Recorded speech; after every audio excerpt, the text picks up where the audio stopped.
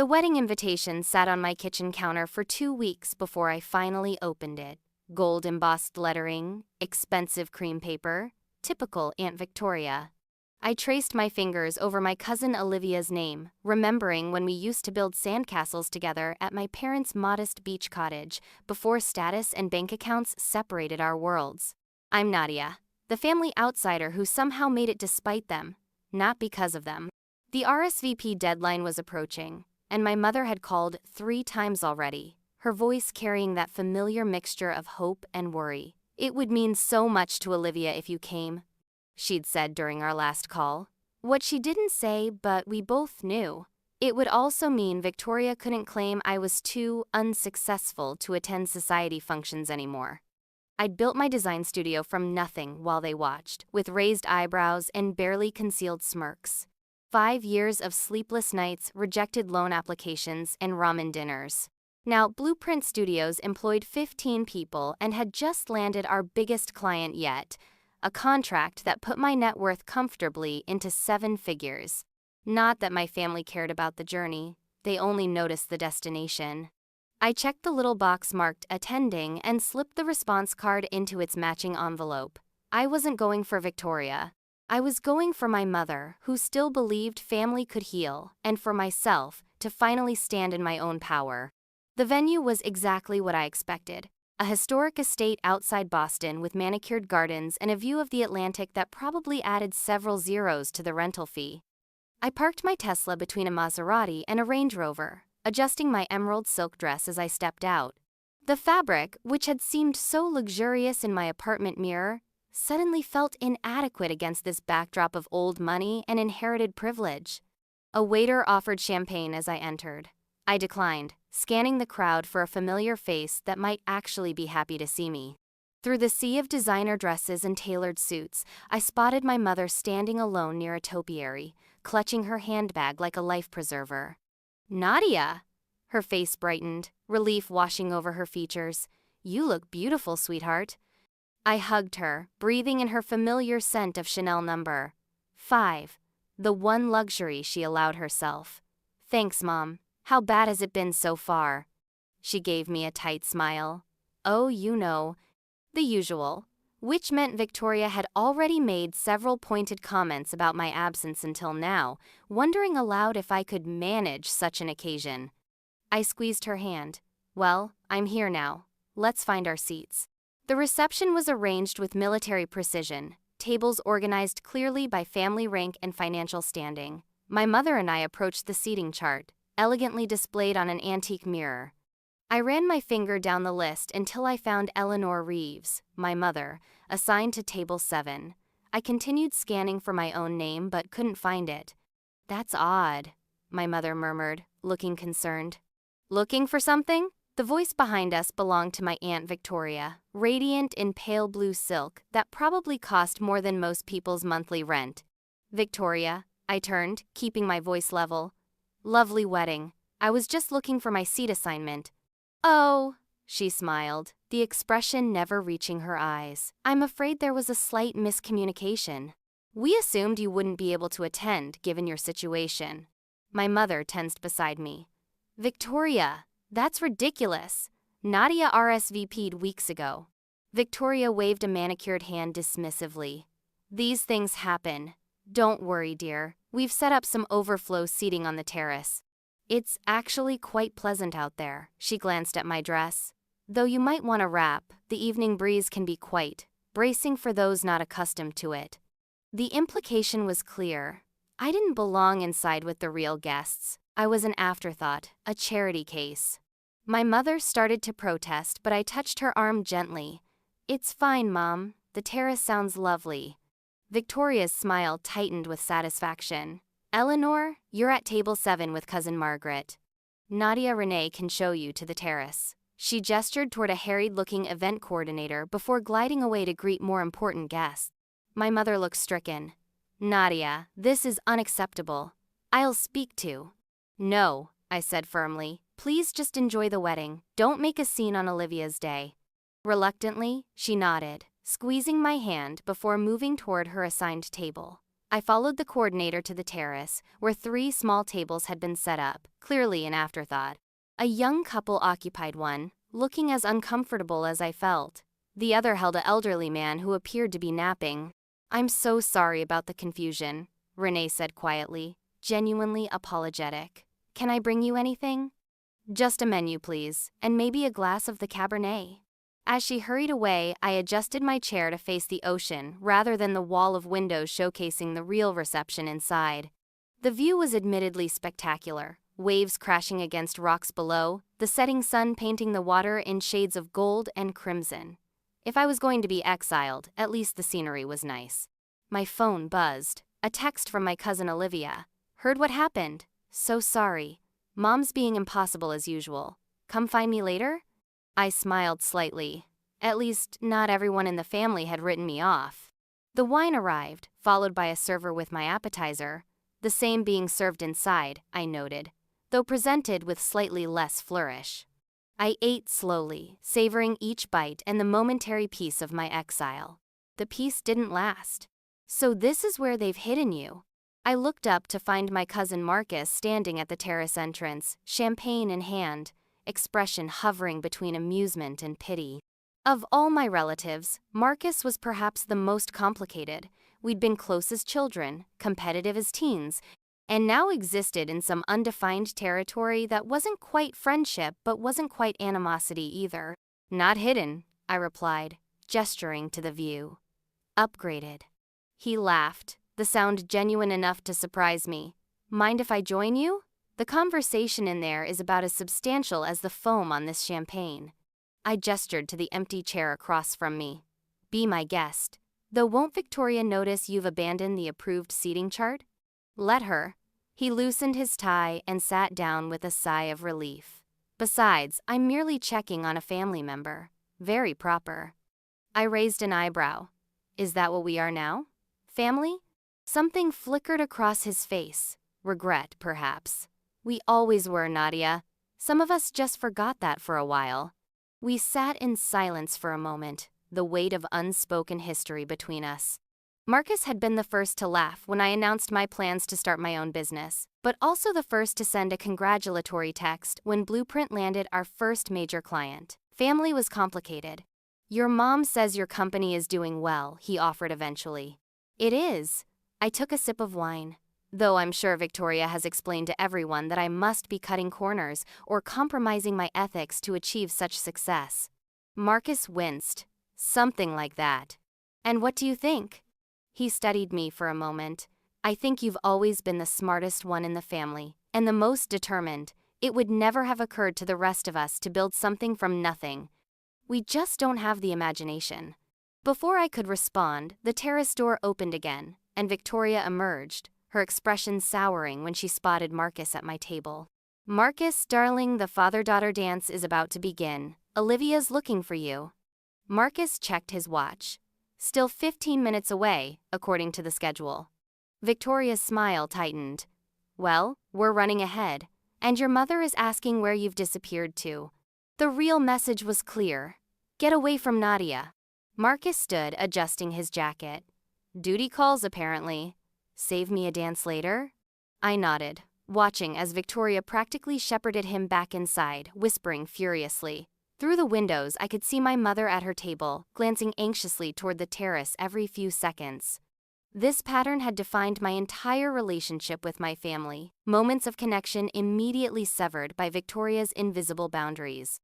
The wealthy Prescotts couldn't possibly associate too closely with Eleanor's daughter, the one who'd chosen creative work over a proper career, who lived in the city instead of the suburbs, who'd refused the family's conditional help. My thoughts were interrupted by the arrival of my main course, roasted salmon with asparagus. I'd just taken my first bite when the terrace door opened yet again. This time, it was my Uncle Richard, Victoria's husband, looking slightly flushed from too much champagne. "Nadia, there you are." He pulled out a chair without asking and sat heavily. "Quite the view out here." "Hello, Uncle Richard." I kept my tone neutral. Richard had always been the most tolerable of the Prescotts. Not warm exactly, but less actively dismissive than his wife. "Heard about your company's recent success," he said, helping himself to a roll from my breadbasket. The Latimer contract, right? Impressive. I blinked in surprise. Yes, thank you. Don't look so shocked, he chuckled. I do read the business section. 50 million for a complete rebrand and digital transformation. Not bad at all. I have a good team. And good leadership, clearly. He buttered his roll with methodical precision. You know, your approach reminds me of how I started in commercial real estate. I have a good team. And good leadership, clearly. He buttered his roll with methodical precision. You know, your approach reminds me of how I started in commercial real estate. Everyone thought I was crazy to focus on revitalizing downtown properties when the suburbs were booming. This was new territory, a Prescott comparing my career choices favorably to their own. I felt my guard rising instinctively.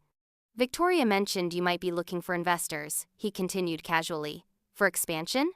And there it was. Not recognition, but opportunity. Not family pride, but business interest. I'm not actually, I replied evenly. We're growing organically, reinvesting profits, maintaining control. Smart in theory, but you could scale much faster with the right capital injection. The family has resources that could.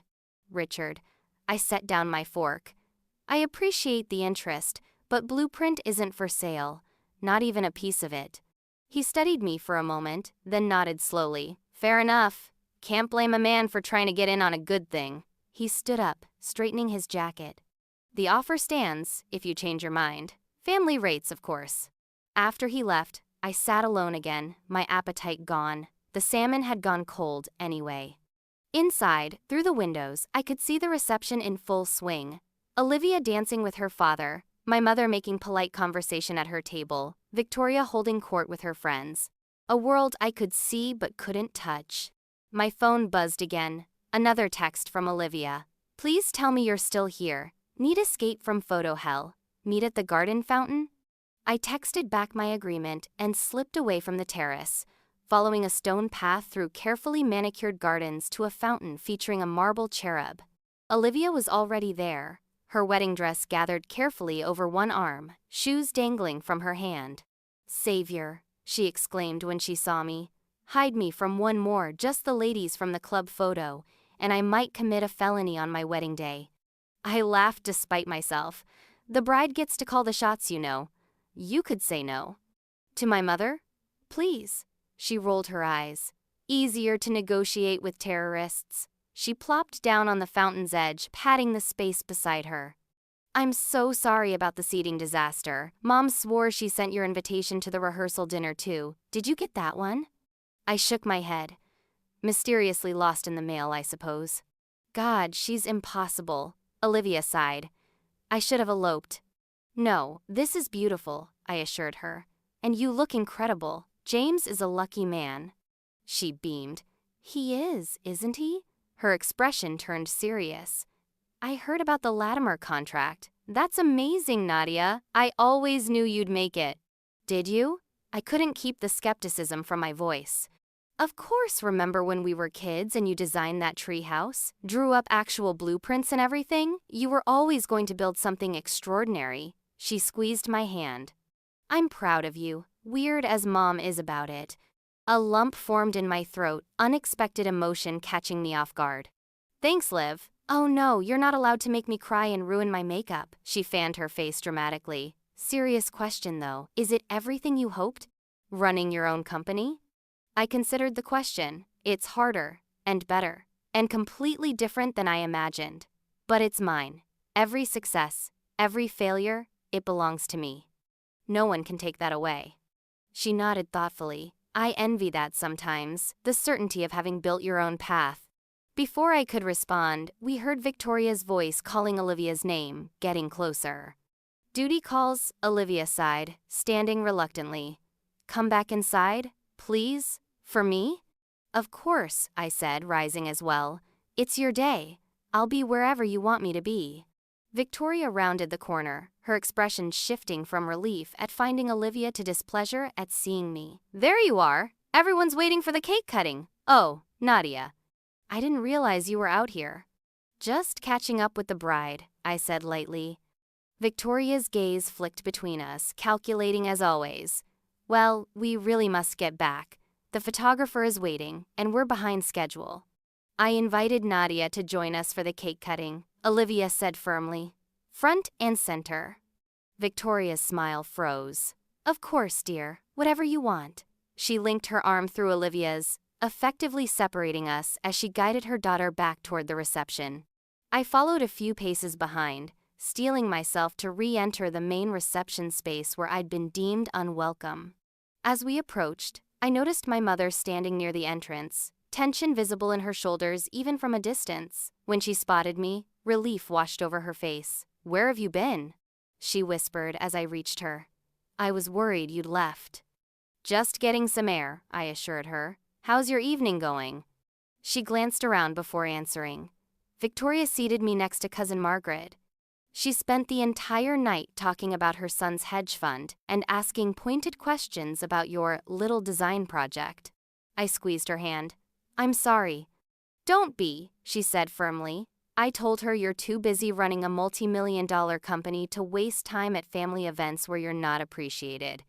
I stared at her in surprise. My mother, the eternal peacemaker, had actually stood up to the family gossips. Mom, I'm tired of it, Nadia. The way they treat you. The way I've let them treat you for too long. Her voice was quiet but steady. You deserved better from all of us, especially me.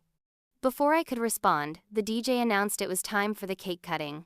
Olivia was scanning the crowd, looking for me. When our eyes met, she waved me forward enthusiastically. Come on, my mother said, pulling me gently. The bride is calling. We moved through the crowd, ignoring the curious glances and whispers. Victoria stood near the massive 5-tier cake, her smile tightening as she saw us approach. Olivia, however, beamed and reached for my hand. Front row seats for my favorite cousin, she announced, positioning me directly beside her, much to her mother's visible displeasure.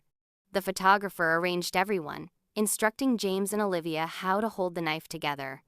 Just as they were about to cut the cake, Victoria sidled up beside me. You always did know how to insert yourself where you don't belong, she murmured, her voice low enough that only I could hear. These people, this lifestyle, it's not for you, Nadia. Never was.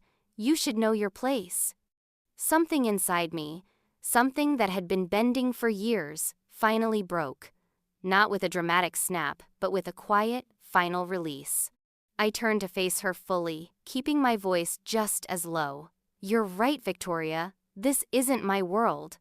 But not because I can't afford it or don't deserve it, because I chose something better. I chose to build rather than inherit, to earn rather than expect. My place isn't beneath you. It never was. Her face flushed. How dare you?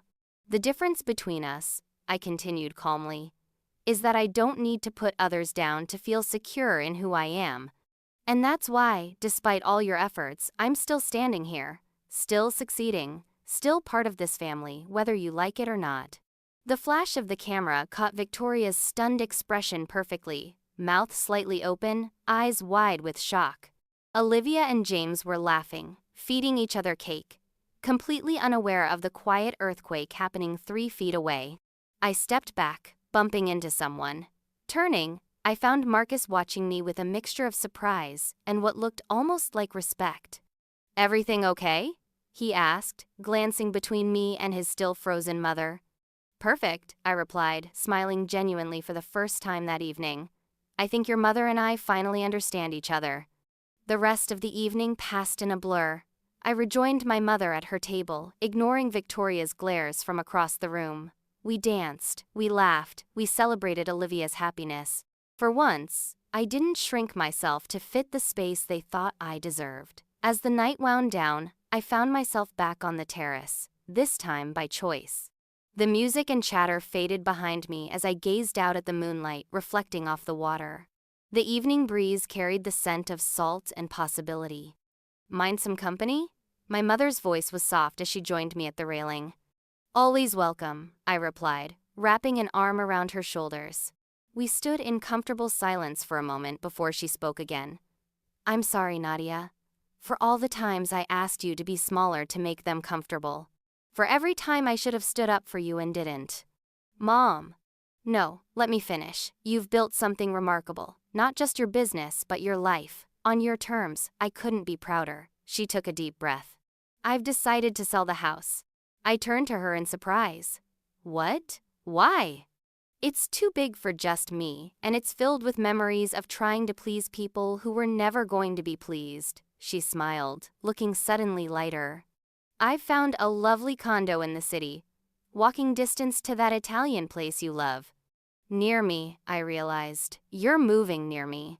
If that's okay, she said, suddenly uncertain. I hugged her tightly. It's more than okay. Over her shoulder, I noticed Victoria watching us through the window, her expression unreadable. I didn't look away this time. Let her see. Let her see that her rejection hadn't broken us. It had freed us. Later that night, as I drove home under a canopy of stars, I realized something fundamental had changed, not just with my family, but within me. The table I'd been denied a seat at no longer mattered. I'd built my own, and it was better. Solid, earned, and authentically mine. My phone buzzed with a notification. A social media post from Victoria, a carefully curated collection of wedding photos. Family is everything, read the caption. Interestingly, I appeared in one. In the background, blurred but undeniably present. I smiled and set the phone down. She still didn't get it. For years, I'd wanted nothing more than to belong at their table. Now I understood the truth. Sometimes the greatest power comes not from being included, but from walking away and building something better. The next morning, I woke to sunlight streaming through my apartment windows. No missed calls, no guilt-laden messages, just the quiet certainty that I was exactly where I belonged. I made coffee, opened my laptop, and began sketching designs for a new project. My phone buzzed. A text from Olivia. Standing up to Mom was the highlight of my wedding. About time someone did. Brunch soon? I smiled and typed back. Name the time and place, my treat. Not because I had to prove anything, not because I needed to buy a seat at anyone's table, but because I could, because generosity from strength feels different than approval seeking. I returned to my work, ideas flowing freely. The walls I'd built around myself, protection against their judgment, were coming down brick by brick. Not with a crash, but with the quiet confidence of knowing I no longer needed them. Family isn't just what you're born into. Sometimes it's what you build, what you choose, what you nurture despite the odds. And sometimes, the most loving thing you can do for yourself is to walk away from a table where you're treated as less than you are and build your own, with room for everyone who truly values you.